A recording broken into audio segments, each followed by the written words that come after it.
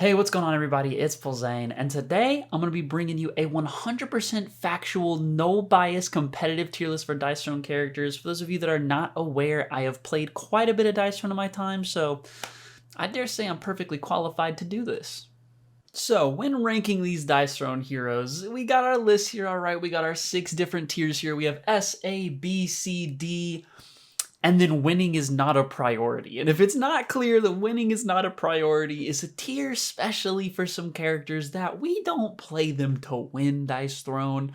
We play them to have a good time, all right? And that's fun. We love doing that, okay? Now we're gonna hop right in here with our very first and very, very beautiful Artificer. Now we're starting off hot because Artificer is a character who has infamously been strong. Ever since he's been released, he's really, really good. He has a lot of things going for him.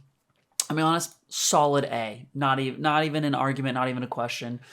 There's a few things keeping him out of S, okay? One of those is going to be he can just get jammed on the start. If your opponent goes first and they end up having a what status effects, there's a good chance you've lost that game. Now, that is a rare occurrence. It doesn't happen often. But when you're playing a character that can so easily get jammed at the start of a game, God, does it feel bad, because you just lose all of your resources made to do things and all that good stuff. However, that being said, Artificer in general has a very simple game plan, even though he's a technically high complexity character. If he builds Shockbot and he hits you for sometimes 10 damage a turn, killing you in like 5 turns, which is just gross. That's very, very powerful, very, very good. It's a pretty simple plan. And then at the end of the day, he can also go turtle mode if he really wants, trying to lean into his heal bot. It's usually not optimal, but hey, that's why our Artificer is an A. Up next is our classy, lovely Barbarian. C tier, don't even gotta think about it, okay? Now I'm gonna make some people upset more than likely with that, because there's gonna be people who think Barbarian's higher, and there's gonna be people that think Barbarian should be in winning is not a priority. But here's my reasoning.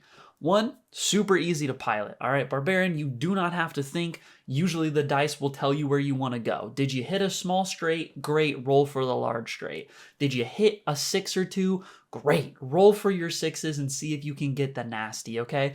Now, at the end of the day, if you get an ult through, that's 15 damage go again, which is absurd. Genuinely one of the stronger ults in the game, which is funny for how simplistic it is, but it's just the truth. When you hit for 15 and get to go again, I mean, that's just absurd. However, with 0 economy and very easily modified dice where it's hard to like push back on people if they make you reroll a 6 or something like that, he can get messed with pretty hard against someone who knows what they're doing. Black Panther? Black Panther's interesting, because I'm going to put him in C. I think he's in the same tier as Barbarian, but for very different reasons. I would love to put Black Panther lower, but one, I love Black Panther. I think his play style is very cool. I like the idea of getting stronger as you get hit. I think it's a very fun dynamic. However, for starters, his defense roll is pretty trash. All right, at best, you're dealing 3 damage back, and that's if you roll it. It's just like an objectively way worse Pyromancer defense, which is a problem because he already doesn't have much mitigation except for his Vibranium Suit status effect, which you can farm, but if you're farming that, you're not doing much defense, or much offense rather, which can become a problem. It's its own thing. Black Panther has many play styles. The reason he's not lower in my eyes, though, is he just wins certain matchups. Anyone that doesn't hit very hard has a really bad time playing against Black Panther because he's getting stronger every time you hit him, especially someone like Thor. Now, Black Panther probably, in my opinion, used to be B or A when Thor was like his own tier S+. But since the nerf and Thor not being as strong, that inherently makes Black Panther weaker because he was just the counter to what was the unstoppable Thor. So due to that, Black Panther's dropping into C. Up next is my girl, the one who, by the way, I won my big in-person tournament with, Black Widow. I love me some Black Widow. I really, really, really do. And I want her to be A so bad. And I'm going to have a lot of people disagreeing with this one. A lot. But I'm going to put her in B. Now, hear me out before the comments start getting infuriated, all right? The reason Black Widow is B is because she has too many losing matchups against good high-tier characters, okay? Black Panther can pretty much roll and stomp almost any low tier. Straight up. She just has a lot of good things going for her. She gets to upgrade her board. She gets stronger as the game goes on. Great. We love that. Against characters like Curse Pirate, 9 times out of 10, you're just going to get disrupted too hard. Against characters like Pyromancer, you're just going to get blown up before you can build. Artificer, same story, right? Against a lot of these high tier characters, you just don't do enough, and you're just not, accomplishing enough things. The other thing is similar to Artificer, you can get really shut out early game if your deck is kind of shuffled incorrectly. And now that's not something you can control, but it's something that can really, really hurt your early game plan, all right? If you pop one of your little tokens as Black Widow, your covert ops, you get to look at the top 3 of your deck. If there's no upgrade, you get to dig through your deck for any upgrade you want. Very powerful, very sick effect. However, if you have an upgrade in those top 3, you just kind of wasted your turn. Now you can shuffle your deck, or rather those top 3, and place them however you want. And whenever you do that, obviously you can draw it next turn, which is great, which is cool, we love that. But the problem is if you do that, now next turn if you do it and you manage to hit another upgrade, or maybe there's 2 upgrades in that top 3, so you know you can't spend one to dig through your deck again, you can just get locked out. And it feels really bad when that happens because Black Widow loses a lot of her early game power. And on top of that, I just hate agilities. Agilities don't like me. I don't like them. Personal preference, but I think that is what puts Black Widow in B for me. Now up next, we have Captain Marvel, which has a few cool things going for her. At the end of the day, though, she's hitting a C for me. She's hitting a C for me. Honestly, for very similar reasons to Barbarian. I think she can be strong. If you get lucky rolls where you get the right stuff going early, you feel great. But overall, there's just not enough there, at least for me, to feel comfortable about playing her. I think you could bump her to B if you get more consistent and you learn her, maybe. But again, at the end of the day, fast characters are just going to beat her, economy characters are just going to beat her, and then slower characters are probably still just going to beat her. So there's not really a range in which she dominates. She's decent in the mid game, and again, can kind of win a lot of lower tier matchups. But at the end of the day, it's just isn't enough for me to really put her in a higher tier. And up next, we have the one, the only Curse Pirate. If you have played Dice Throne for more than a week or 2, you know that this puppy belongs in S tier, and it is not close, okay? Curse Pirate has just about everything you could want on a character. Insane economy. You have disruption options in terms of making your opponent discard cards or stealing CP. You have very, very easy to roll objectives. It's not hard. It's pretty tough to whiff with Curse Pirate.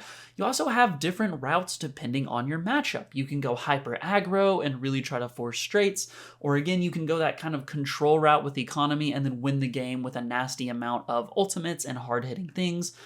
And to top it all off, her deck has no upgrades, because if you're not aware, her board will flip over when she runs out of her cursed doubloons, and then you will be on her cursed side, in which case all of your abilities upgrade. They just get stronger. But the downside is you start taking 4 damage to yourself at the beginning of every upkeep. So you do put yourself on a clock. However, your board is so strong that it usually can compensate. Typically, again, you put yourself on a clock, you gotta be careful, you're competing with adding basically 4 damage to all of your opponent's attacks, which is not a small amount, but it's just powerful. And then on top of that, when you flip, if the opponent does an ability that's not an attack, they then get another thing that will damage them. So again, Curse Pirate is just nasty. You can't really disrupt her plan much either, which is also what makes her gross. I mean, you can kind of plan and prep around, transferring a parlay back to her or something like that.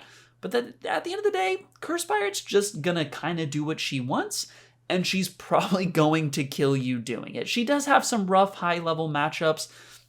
Like against Paladin, you typically will lose. Funnily enough, Huntress is like a nigh unwinnable matchup. As long as the Huntress plays correctly, it's super hard to get through that. But I mean, yeah, Curse Pirate's just gross, does it all, not more needs to be said. Up next, we have Doctor Strange. Now, I'm going to be perfectly honest with you. This is the single character that I know the least about. Like least, almost next to nothing. I've played against Doctor Strange a couple times in some of the tournaments that have been going on, and it's always a close game. I think some of that is due to knowledge check. I'm just not 100% sure. I get his gist. At the end of the day, I give him B. I give him B for one, I have never lost to a Doctor Strange. This is not an exaggeration. I have literally never lost a game to a Doctor Strange. However, they've always been close. He always gets it almost there. And I think due to that, it would be wrong of me to put him in C tier when, he seems decent. Gunslinger, Gunslinger, Gunslinger. If you like gambling, you're going to love this character. It's tough because I've actually lost to Gunslinger quite a bit, which is frustrating because I feel like I shouldn't. And this is why my rating here is tough, because I feel like, objectively, Gunslinger kind of belongs in the C tier. If I had to place her, that's kind of where I'd put her. But I've lost to Gunslinger so many times that it feels like she needs to be B. What does she have, right? Let's talk about that. One, Evasive is an extremely, extremely powerful token to put on your board, all right? It just is. It's really good. She has Knockdown, another very powerful token. She gets a reload every turn. That is adding a minimum of 1 to all of her attacks. Average is 2. Gunslinger just has a lot. Gunslinger has a lot going for her, and it's really hard for me to put her down in C, but I also think she is just too luck dependent to have in B. I think above C tier is typically when you start to crack the kind of, you have some mitigation for your luck, or you don't just have to get lucky. With Gunslinger, if you miss your evasives, you probably lost the game. If you lose a bunch of your duels, you lost the game. Her defense roll is nasty. But if you're getting past the defense roll, if the evasives are whiffing, her damage output really isn't insane, so it's kind of hard for her to actually compete on a fast-paced matchup, so she'll lose a lot of those aggro games. I think I have to keep her at C, although you know what, to be nice, we'll put her high C if we gotta move her somewhere. Up next we have Huntress, who actually got a buff not that long ago. She's at a bare minimum B. I just don't think she is A, for one reason only, and that is the decision-making tree that you must follow when playing Huntress, okay? Very hard character to play. If you master her, she's probably A tier. I think at perfect play, Huntress is A tier, wins a lot of matchups, is extremely powerful, but it's hard to play her perfectly. In a matchup like Curse Pirate, it's not too bad because you can kind of just spam your little 2 damage undefendable heal Nira and then just stall the game out, right? Which is not too tough. But in some of the more kind of net neutral matchups, like the 50-50 ones, it's super hard for her to play perfectly. She's probably going to make a mistake in terms of giving Nira too much damage and killing her too early, or vice versa, of keeping Nira up too long and not absorbing enough damage. There's a lot of different ways that the Huntress gameplay can go wrong, but I think Huntress wins enough of the high tier matches that it would be wrong of me to put her any lower than B. So I will say B. I could definitely see an argument for A, but I just don't think she quite cracks it due to I only know one person who has consistently played Huntress very, very well. Oh boy. Oh boy, oh boy, oh boy. Crampy Wampy. Krampus is interesting. I have seen Krampus win, I believe, a total of 1 game out of the 20-ish I've seen him be played. Granted, not all those games are, played perfectly by the players. I'm looking through the list because I don't want to do him dirty. Feels like he can win some matchups, but unfortunately, winning's just not a priority. If you're playing Krampus, you're probably not playing to win, okay? I was considering bumping him up to D, but we gotta have some people in the slot, okay? And unfortunately, Krampus hits that. I think his little guys can be cool. I think they can be great. I think they can be neat. However, their attack mods are decent at best, but there are some that are just better than others. So if you happen to not see them, it's a problem. It's also one of those things where you can get pushed off of certain things as Krampus, where if you're not able to roll the things you need early on and you can't get your misfits going, your misfit toys, you're in trouble. You're just gonna have a really hard time winning. And I think that Krampus just doesn't do enough in terms of his goals, in terms of what he looks to accomplish. And unfortunately, winning's just not a priority for the boy. Now this is a funny one. Mr. Loki. I love him. He's B tier. Okay? Reason being, and the reason I would put him B tier, is he has too many losing matchups at the high level, okay? Characters like Artificer, you're not able to cover up enough things with Spellbound to actually affect his gameplay. If you cover up Large Straight and Eureka, he can still Small Straight you or even Basic you, and it's still gonna hurt. You can, cover up a lot of Cursed Pirate's abilities. She still has a lot that's easy to hit and is gonna do a lot. Even if you're covering up 3, she could still hit a Shiver Me Timbers and you're taking 7 undefendable. It just feels bad. Against Pyromancer, you're running into her defense over and over and over again. However, Loki does have a place in terms of auto-winning some other ones. Against Paladin, against Spider-Man, Loki has a super, super easy time winning those matchups. So that's why I think B tier is pretty perfect for him. It's, slightly above that kind of C tier average for characters. He has some matchups that are just auto-win, and if played correctly, you also just frustrate the ever-living shiznit out of your opponent, okay? Which does have its own merit. I do think there is some truth to that. If you can play a character that frustrates your opponent to the point of hoping that they make a mistake, that's awesome. That's what you love to do. The other thing Loki can do is mess up their typical flow of gameplay. Because if I cover up your main ability that you usually go for, and you roll and you get really close, you now have to change your mind wave, right? You have to change the mindset on, okay, well, I can't go for this ability, so now I need to pivot to this one.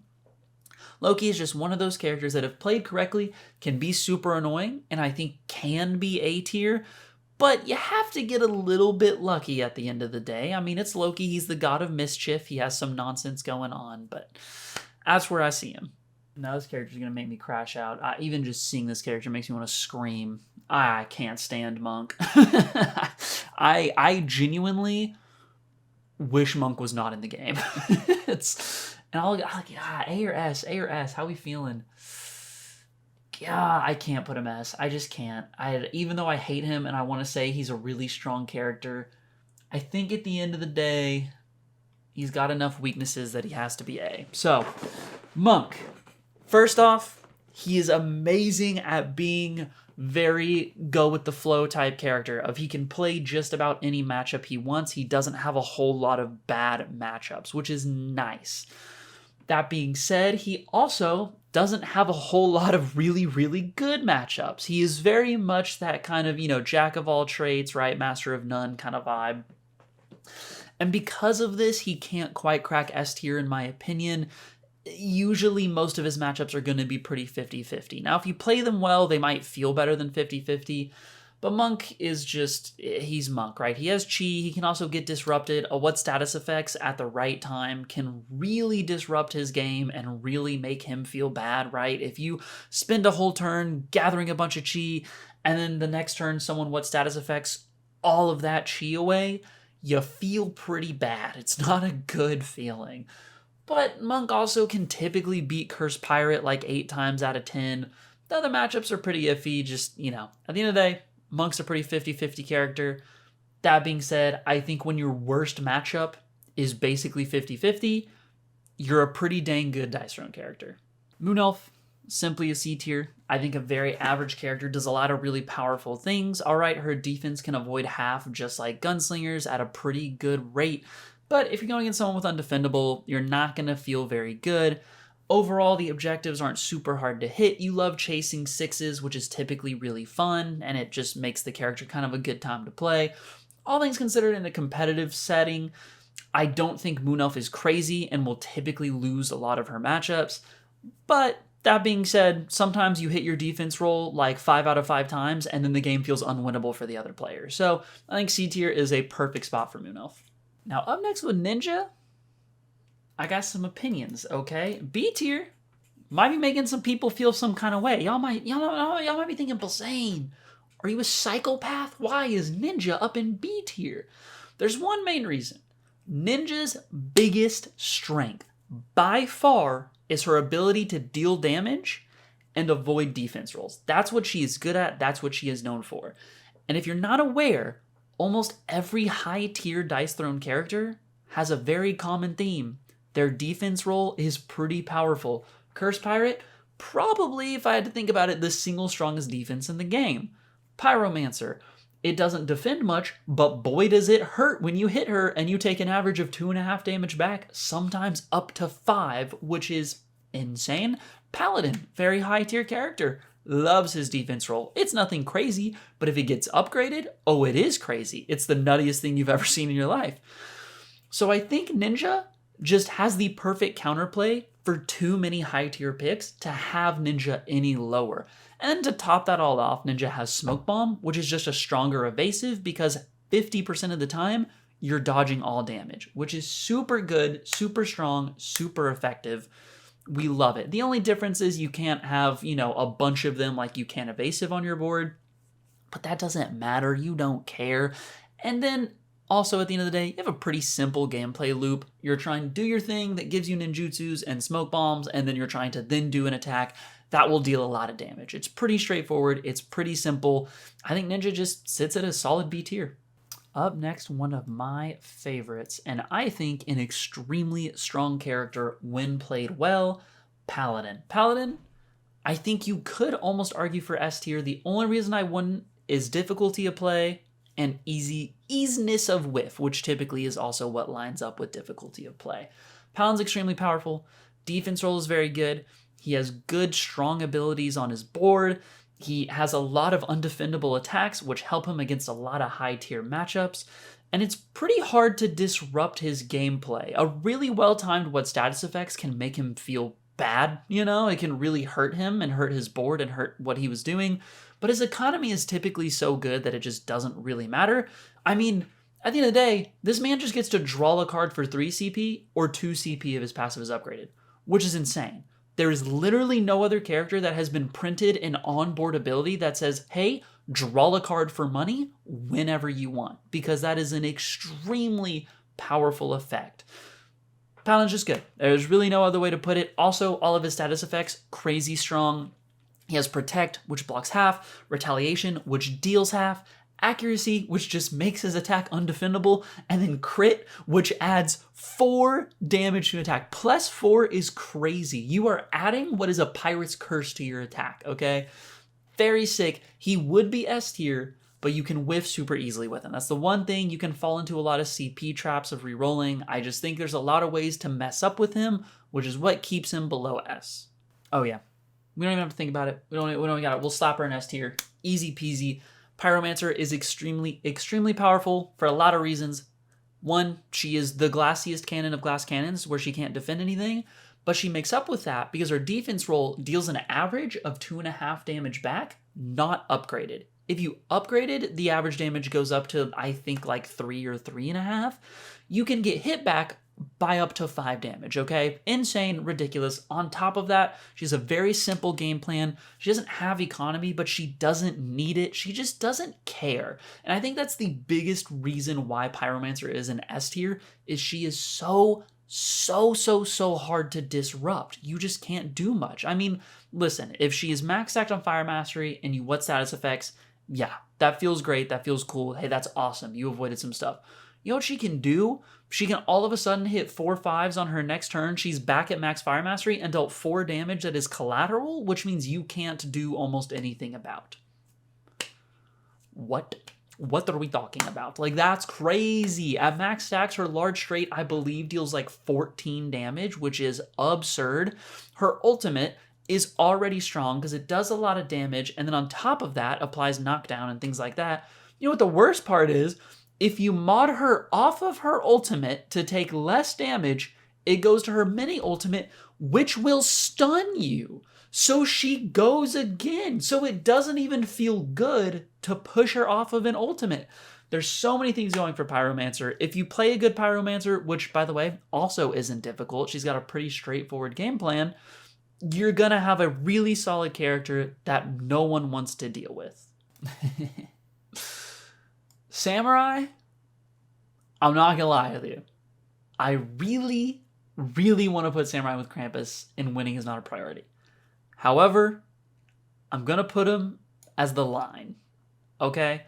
This was actually stated, if you're someone that keeps up with like Dice Throne strategy stuff, not that long ago, one of the more common kind of strategists in the kind of Dice Throne scene posted basically a tier list of all the characters, and he marks, which I pretty strongly agree with, as Samurai as kind of that barrier and that line of, if you can consistently beat Samurai, you're probably a decent enough character. If you can't consistently beat Samurai, you suck, okay?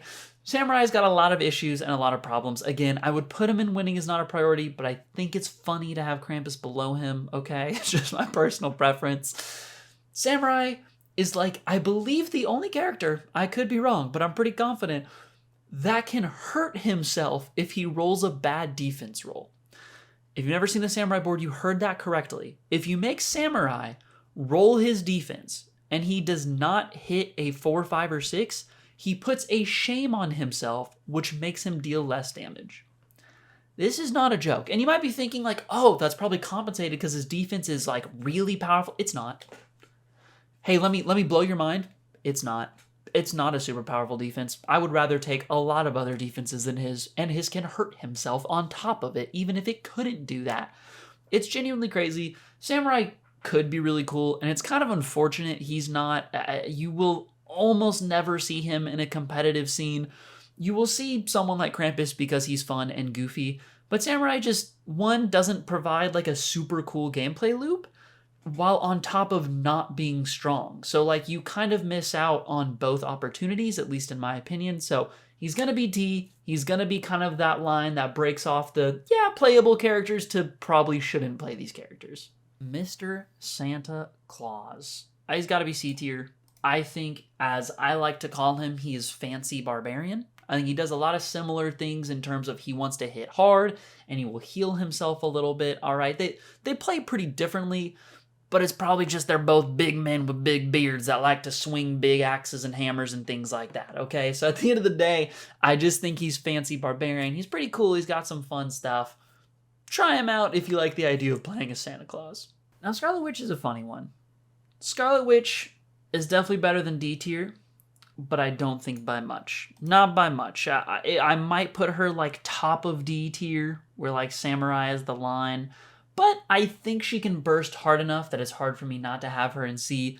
She has a lot of cool stuff going for her, okay? She has the reality warp, which is one of the coolest effects in the game, where you force an opponent to swap one of their dice with your dice during their roll phase, which is really cool because it cancels out a ton of abilities. That means they don't have 5 dice to do 5 symbols, right? So you can just literally have certain things be impossible. Ulting, you just can't do it, which is kind of sick. It's a very cool thing to stop.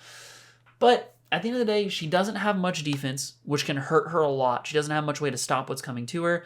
And if she doesn't hit the right abilities to stack up things like her crackle or her probability manipulation, she'll kind of just lose the game. Her damage goes from anywhere from like average-ish, it's kind of hard for her to do under average, to like explosive, the most insane thing you've ever seen. But it's not as consistent as Pyromancer. That's probably the best way you could look at it is if Pyromancer had some cooler effects, but was a little less consistent. Now, with some practice, I genuinely think Scarlet Witch bumps up to B super, super easily, and maybe even up to A, but you really have to learn how to do her roll phases, and you have to learn how to do her roll phases depending on how many probability manipulations you have, which lets you turn dice from even to odd, which, you know, you obviously can think about for a second, makes things weird because if you're rolling for straights, you kind of want to keep even numbers because you can force odd ones, right? It's very different. But if you're willing to learn her and put in the time, she's B tier, maybe even A if you really, really master her. So this is going to be a little funny. And let me tell you why. I have played against a person who loves playing Seraph. We have played Seraph Paladin Mirrors 3 times. All right, or not mirrors, rather, but it feels like a mirror the way they play. Paladin versus Seraph is not a very fun matchup.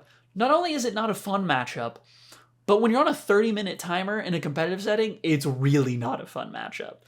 And guess what? Our record, if coming from me, is 1 loss, 1 tie, 1 win. This is not a joke, okay? So why do I have Seraph and winning is not a priority?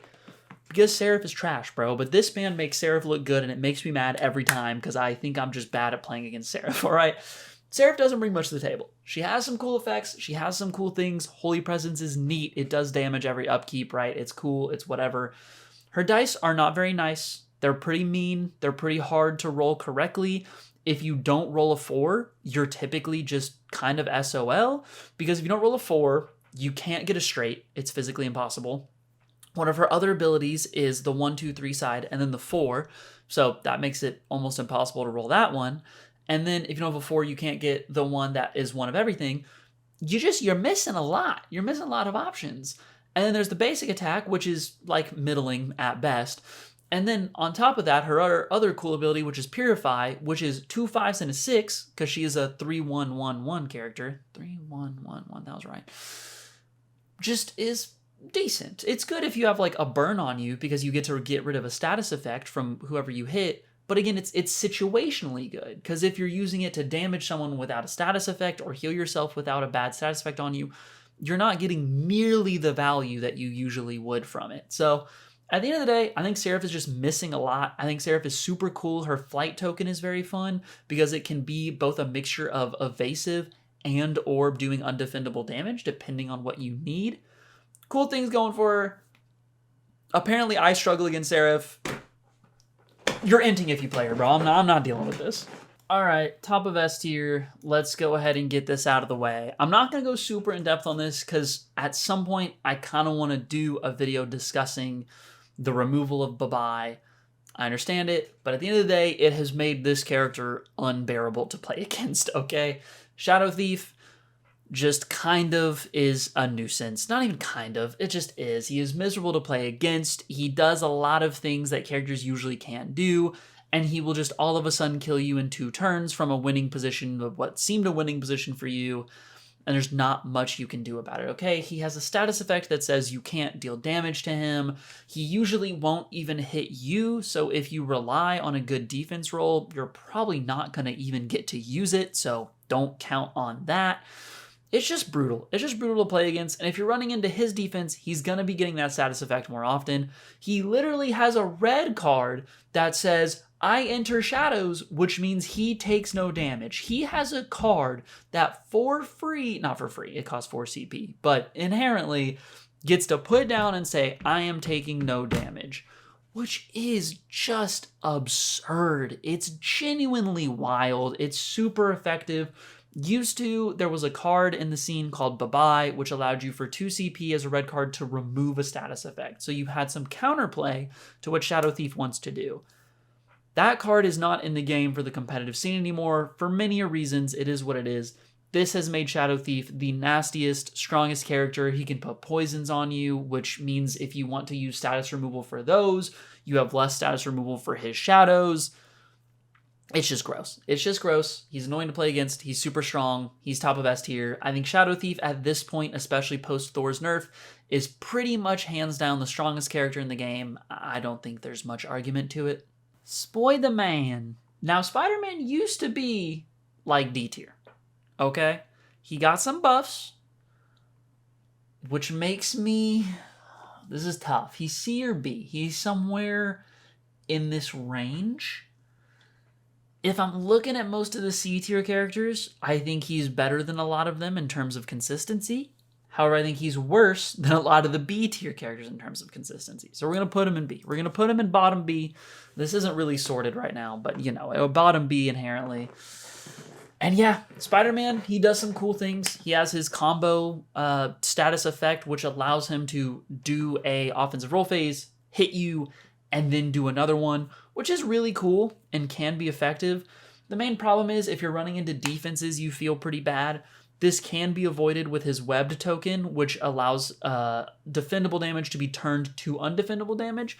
On top of that, hitting that on someone now does 2 damage instantly. So even if they remove that status effect, they still take that 2 damage from the initial hit, which if you're applying webbed, you know, 3, maybe 4 times a game, that's 8 unavoidable damage, which is very powerful. That's a very nice effect to have.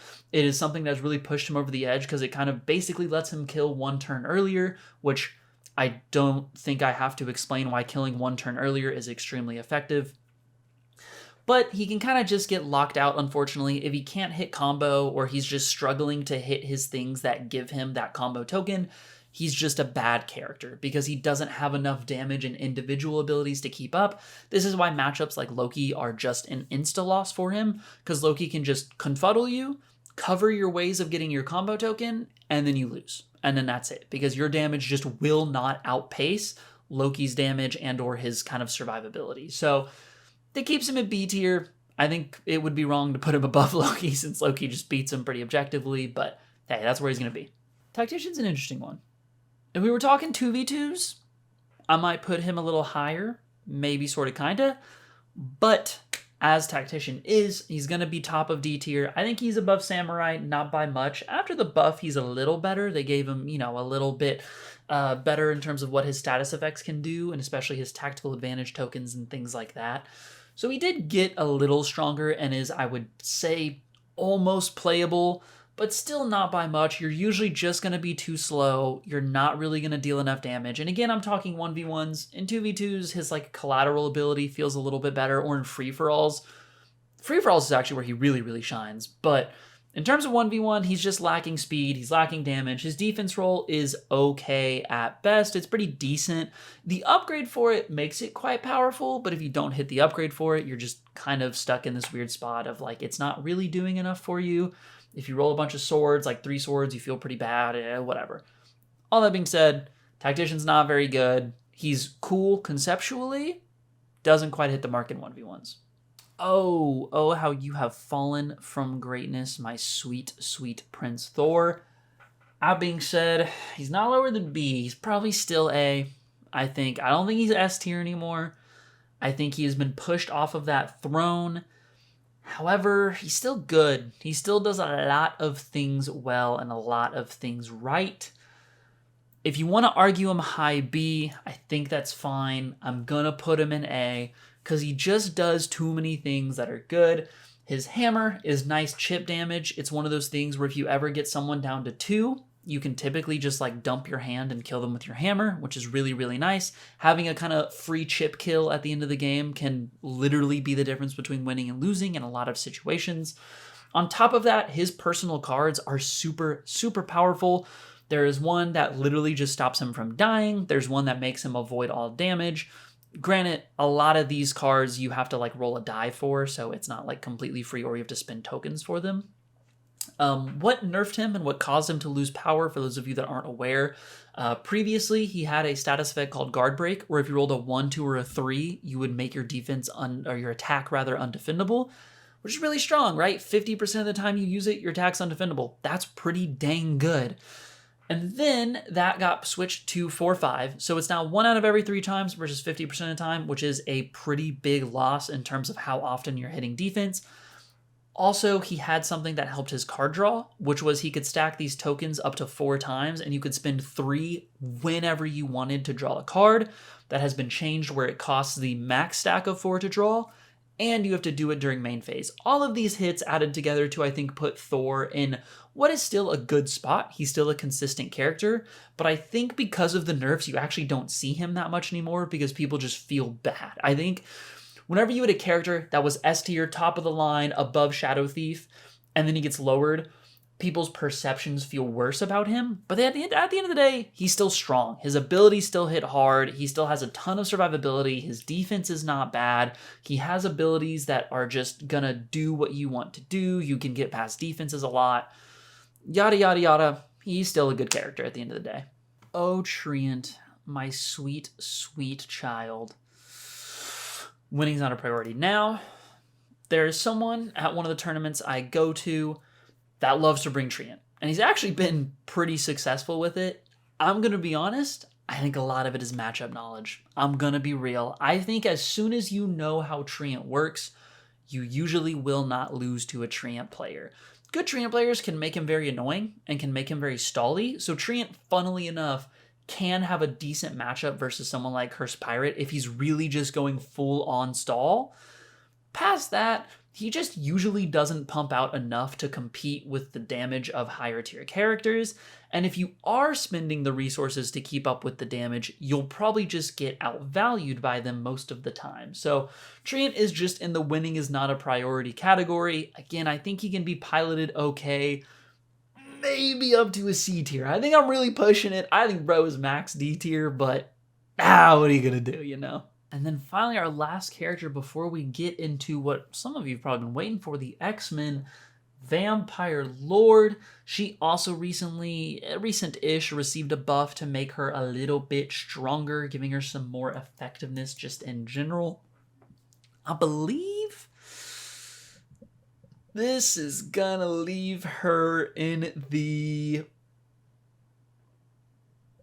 B tier range, okay? Whew, whew. All right, that was tough. That was tough. She's going to be B tier range. The reason being, I think she beats most of these C tier characters most of the time.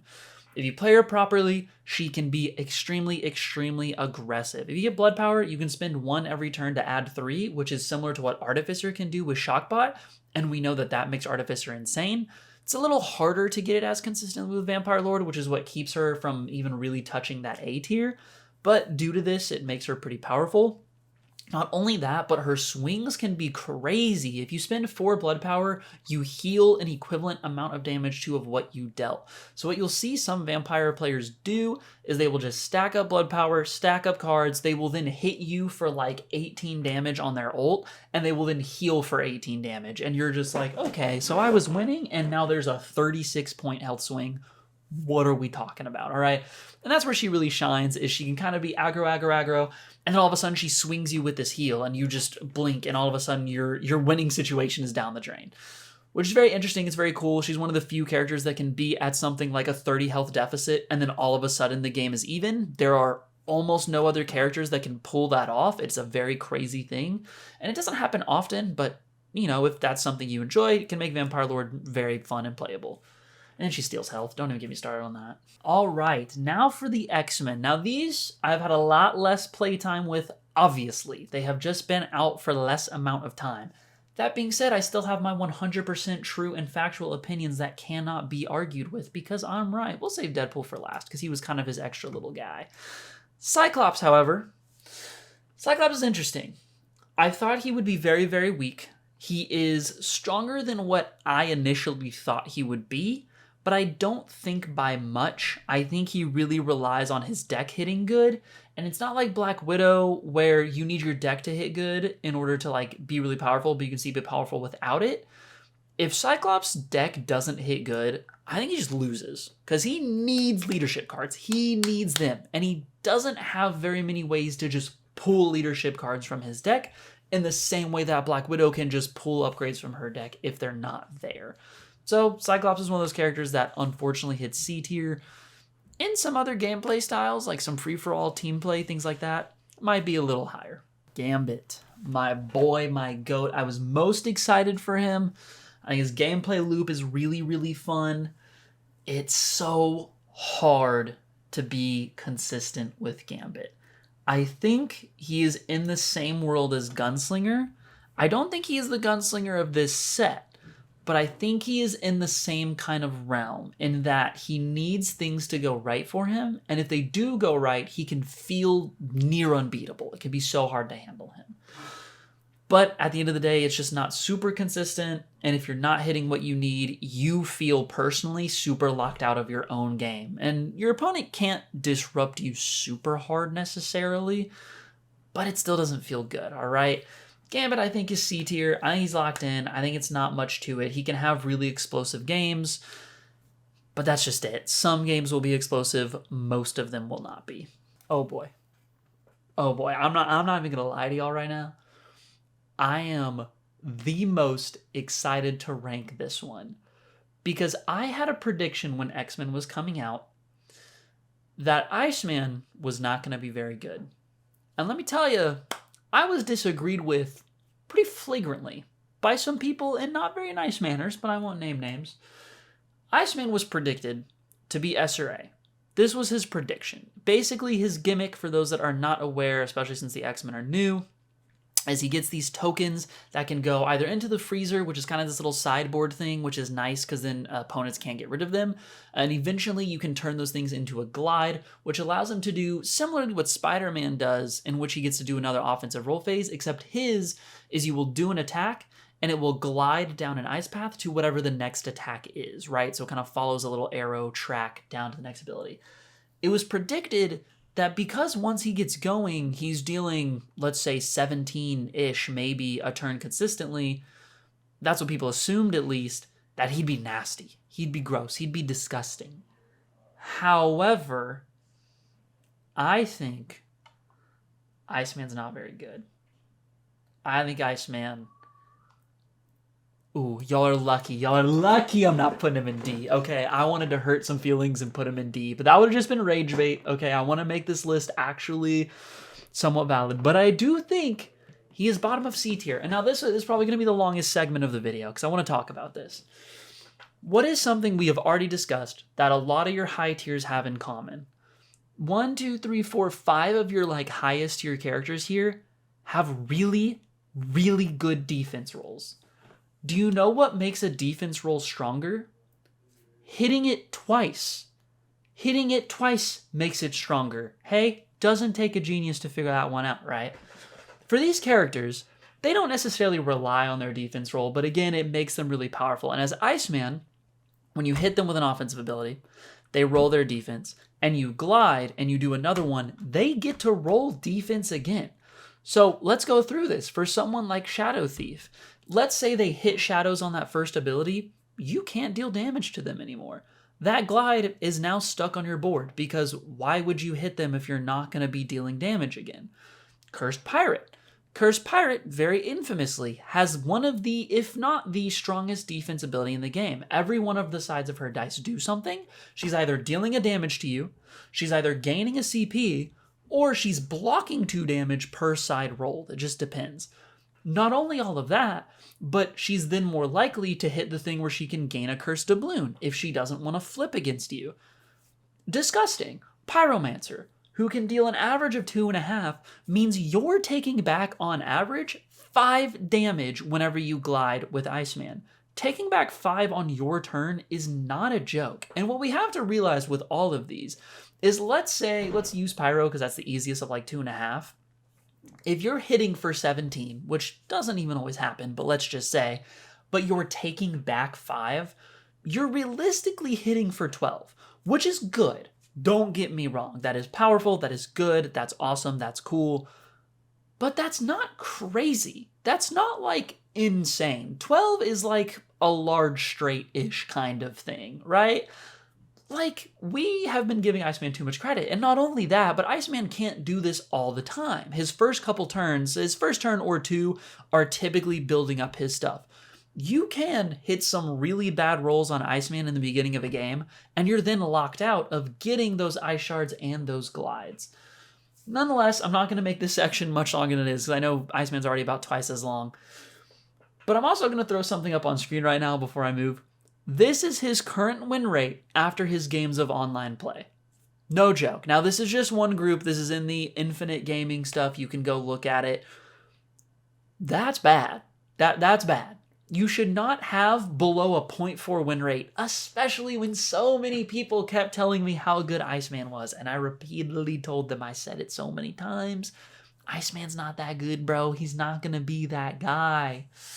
But anyway, needless to say, I was correct. I think I deserve a round of applause. You can do that by, hitting the little subscribe button at the bottom. It's whatever. It's whatever you want to do, I guess. Jean Grey. She, unfortunately, suffers a little bit from the difficulty of play thing, kind of in a similar role that the Huntress does, where I think she could very much be A. I think for most Jean Greys that you run against, it's a B tier. I think it's a high B tier. Don't get me wrong. It's somewhere in this region because I think she can be A. But she's hard to play. For those that don't know, she basically every turn will flip. Kind of not like Cursed Pirate. It's not her whole board, but just kind of a passive thing that she has where she goes from Jean Grey to Dark Phoenix. And she kind of bounces back and forth. And on her Dark Phoenix turns, she's going to hit you really hard, deal a lot of damage. On her Jean Grey side, it's going to be pretty passive. Learning to juggle that and then also juggling all of her different status effects is super hard to do. So there's a huge learning curve, a lot of comfortability stuff. She even skips her income phase on her Dark Phoenix turns, which again is very unintuitive for a new player. And not that this is meant for new players, but just for the average player, I suppose. So Jean Grey is someone that if you want to master her, by all means do it. You will be rewarded. I think she has a lot of potential that is yet to be seen because people haven't gotten super comfortable with her yet. But maybe at some point we will get to see her move up to A tier as we see a couple of Jean Grey players come out that are just absolutely nasty. Psylocke. Psylocke is one I'm super conflicted. I'm just going to slap her bottom a B. I'm not going to put too much thought to it. I think Psylocke is similar to the Jean Grey Huntress argument of she's got a ton of potential, but I think it perhaps at low A. I don't think she reaches A. I think low B is probably where she's going to belong and probably where she's going to stay. Rolling with a 6th die is a little funky, and you kind of have to get used to, depending on what you rolled, altering what your roll phase may or may not do. Because if you roll really high, you might want to plug it in, but if you don't, you get the attack modifier. It's very weird. But if you can get used to it and get comfortable with it, she can be a very rewarding character. I think the biggest thing that also holds her back, which is not a skill thing, is just her defense roll. Her defense roll can just miss. She is a 2-2-1-1 character in terms of her dice, and because of this, her defense feels a little funky because her 1-2 side is just deals a damage per thing, so you can deal up to 3 back because you roll 3 dice. And then the other things don't trigger unless you rolled a 1-2. So it's a really weird situation where your defense roll is either going to be like insane and you get a ton of value, or all of your dice missed and you get literally nothing from it. So it's a very weird dichotomy. There's probably some argument to like using dice mods for her defense roll, which is pretty rare. Most characters, you don't want to do that, but you definitely could argue it because her defense gets that much more powerful. But nonetheless, Psylocke is very interesting. I think she's very cool, very unique. Even at peak play, maybe top B, maybe. But I think even that is kind of pushing it. Rogue. I might blow y'all's minds on this one. I think she's bottom A. I think she cracks it, dude. Okay, here's the logistics. 1, I play a lot of Dice Throne with my significant other. She loves Rogue. It is her favorite. I have watched her improve with Rogue as I have played against it a lot. I have kind of seen what Rogue is good at and what Rogue is not good at. I've seen her good matchups and her bad matchups. I think what puts her bottom A is she beats a lot of high tier characters, or at a bare minimum has a good matchup. And that's rare. That is not common to have a good matchup against a lot of the high tiers, right? That's not something that's common. Now, why is that? Rogue has a lot of things going for her. 1, she has pretty decent economy. If you're hitting the right abilities, you are going to have a surplus of CP having not sold any cards, which is almost impossible to say for any other character. Like, Shadow Thief is probably one of the only other characters that gets away with that, and he's literally S+ top best here in the game, so that should say something. Not only that, her personal cards are very powerful. They all do really good things, and her status effects are also insanely good. She has influence, which makes it where when her opponents roll at the beginning of their offensive roll phase, they're going to roll a die. If they hit, I believe it's 1, 2, 3, it makes them lose one of their rolls during roll phase. The kicker is you can have up to 3 of these on an opponent. And yes, if you're mathing this out correctly, if they get unlucky, this won't happen very often, but it can, and they hit all of those, they don't get a roll. Straight up. They just do not get a roll for their offensive roll phase, which is insane. The fact that she has the potential to lock you out of your offensive roll phase as if she like has a pseudo knockdown is insane. It's absolutely crazy. On top of this, she can steal health.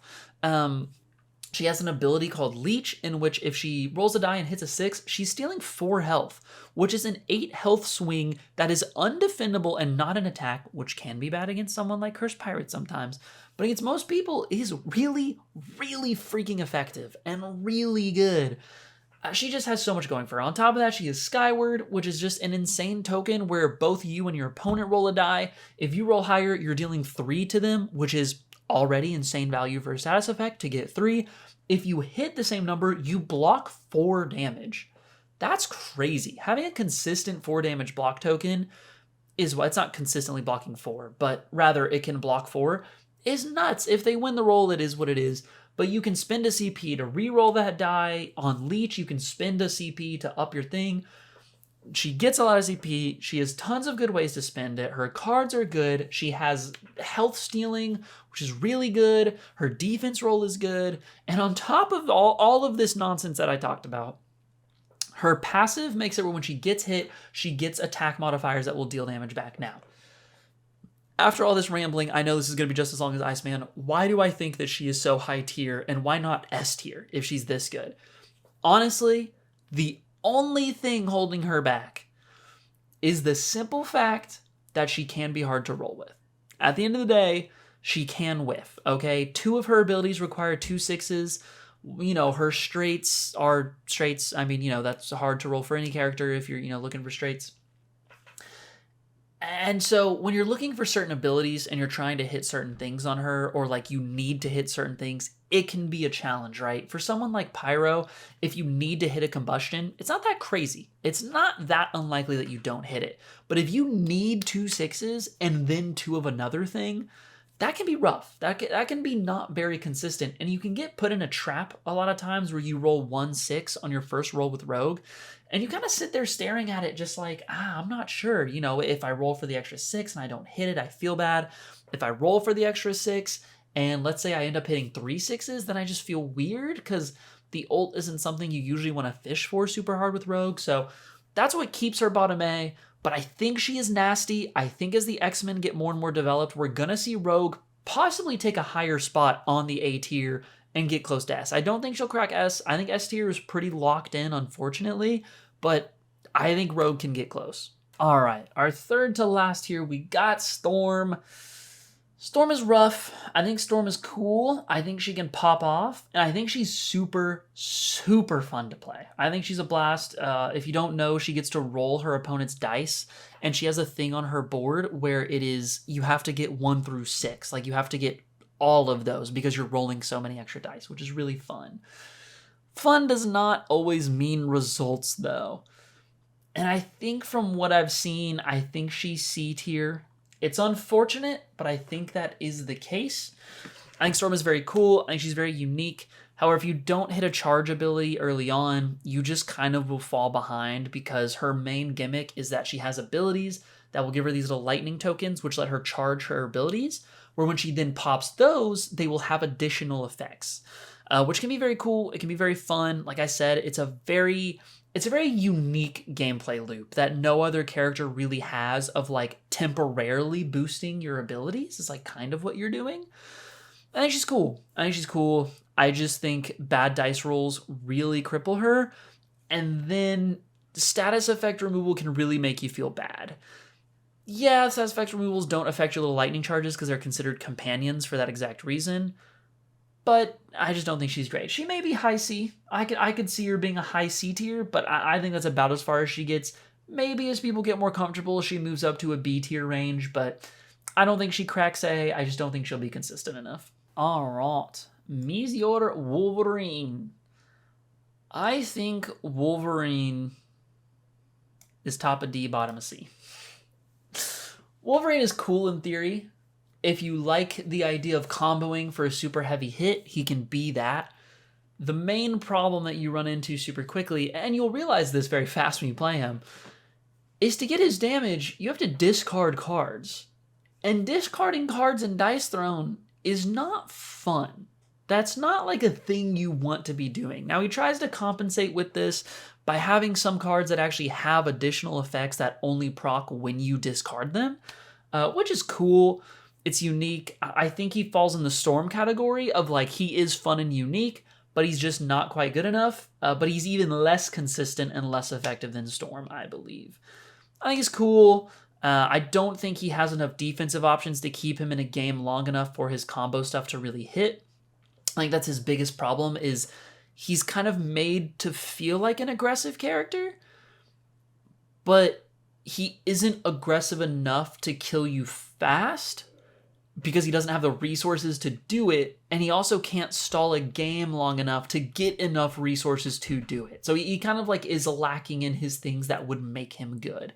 I think if they lean into his regeneration a little more and maybe like his defense did something like what Deadpool's does, he actually might be better, but unfortunately it just doesn't quite connect.